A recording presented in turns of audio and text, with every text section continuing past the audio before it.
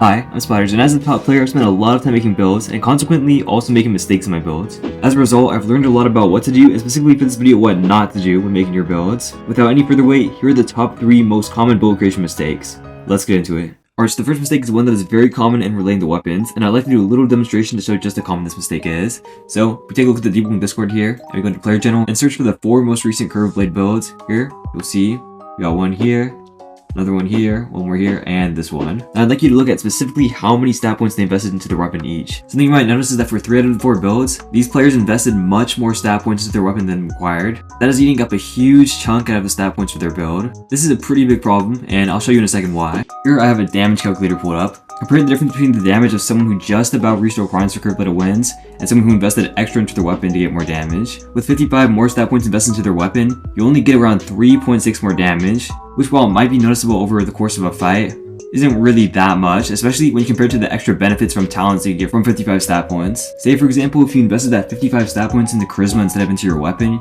you'll get all of these benefits from these talents, which I think most people would agree is better than 3.6 extra damage on M1s. Also, this pattern also can be used for almost every weapon in the game as well. For example, here's the Kyre's Blade as well. Here you can see the difference between going 75 medium with Kyre's Blade and going 100 medium with Kyre's Blade. And the damage difference is only about 2.5 damage. So instead of going 100 medium on a Kyre's Blade, you can instead go 75 and put those extra 25 stat points in a different stat, like agility. As you can see, you'll get much more benefits and even more damage than the 100 medium Kyre's Blade as well, just from bleed from Speed Demon. So when you're making builds, you should really be trying your best not to invest too many stat points into your weapon. Instead, opt to spend more stat points into your attributes that will give you talents instead, since chances are you'll see much more benefit from that over putting stats into your weapon instead.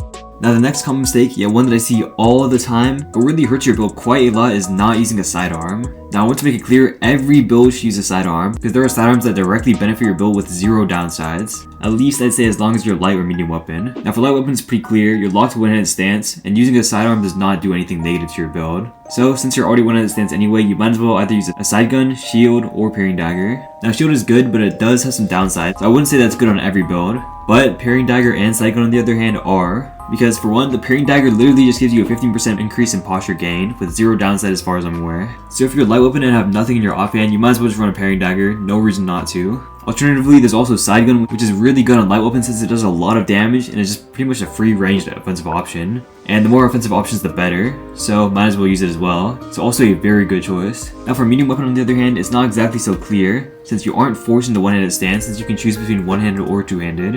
And two-handed stance does have some benefits of its own. With two-handed stance for medium, instead of using a sidearm, you get access to more posture damage, as well as other talents such as strong hold, which in itself is not bad at all. However, I still believe every build should run a sidearm on medium weapon too. For one, since you can swap between stances, you can equip a sidearm with no downsides at all, and just use two-handed stance like normal. However, if you're really high in posture and want to get some posture back quickly, you can switch to one-handed stance and use the parrying dagger in addition to your sword, which will help you regen posture faster. There are no downsides to having access to this optional other stance as well with the parrying dagger, so if there's no reason not to equip it, might as well go for it. Or on the other hand, you can also equip a shield on your back instead, which you can use during two-handed stance to get some other benefits from talents as well, such as Turtle Shell. On heavy weapons, since you're required to use two-handed stance without having the one-handed training talent, it's not really super clear if it's a benefit to you using sidearm or not. You can also put a shield on your back too, but in order to use Turtle Shell like with medium weapon, it also costs a talent.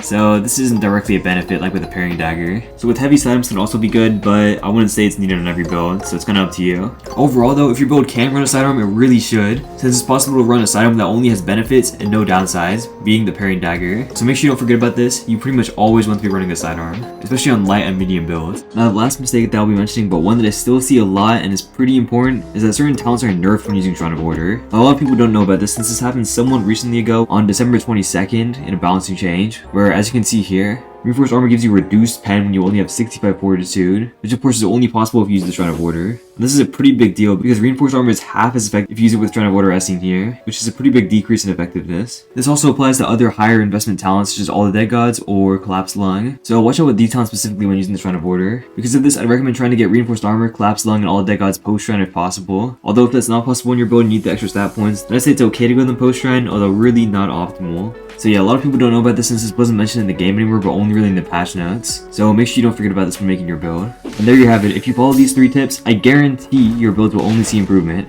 Thanks for watching and like and subscribe for more top content. See you in the next one.